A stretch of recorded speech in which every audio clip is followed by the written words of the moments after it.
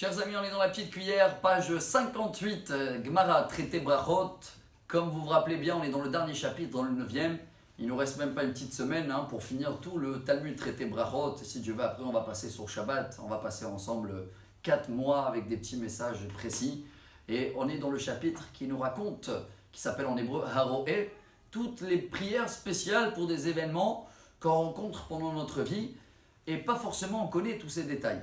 Aujourd'hui, la Gemara, elle commence au nom de Rabbi Yoshua ben Levi, quelqu'un qui va au cimetière, qui n'a pas été là-bas pendant un mois, il y a une prière spéciale. En général, elle est marquée devant le cimetière.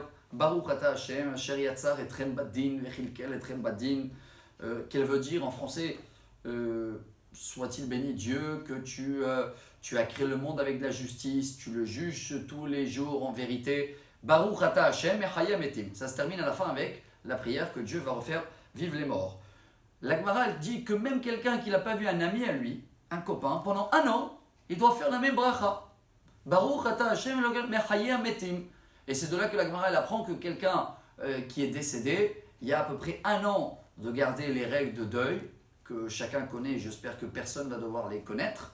Il y a la première semaine pour pleurer, après il y a le mois avec toutes les règles de deuil, de ne pas se couper les cheveux, etc. Et après il y a encore pendant une année entière où on fait le Kaddish, on n'écoute pas la musique, etc. Et il y a une bracha spéciale pour quelqu'un qui n'a pas vu un ami, un bon ami, pendant un mois. C'est quoi? Si c'est un ami que je suis content de le voir, alors je dois faire cette prière. Il y a un grand débat avec les rabbins d'aujourd'hui. Comme aujourd'hui il y a les FaceTime, Facebook, et tu peux le voir, alors est-ce que tu dois quand même faire la bracha quand tu le vois physiquement ou pas? C'est vrai que c'est un débat, chacun il fait selon ses rabbins. À l'époque, c'est sûr que quand tu ne le voyais pas et tu es content de le voir, alors tu dois faire cette bracha. Il y en a qui disent que si aujourd'hui tu le vois assez récemment, donc tu n'es pas obligé de la faire. On va terminer avec une bracha qu'on va retrouver dans pas longtemps. C'est la prière pour les arbres. À partir de Rosh Chodesh Nissan, quand les arbres commencent à fleurir, je crois qu'on dit comme ça en français, alors il y a une prière spéciale, ça s'appelle Birkat Ilanot, les prières sur les arbres. Même là c'est précis dans la bracha. On va remercier Dieu, Asher bara bahem, briot tovot, ve ilanot tovot, le hanot bahem bene adam. Comme on fait la prière en pluriel, on va chercher dans la halakha minimum 2 arbres.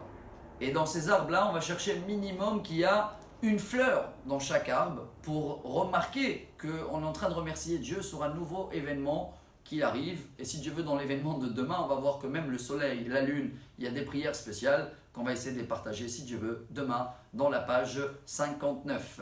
Bonne journée à tous.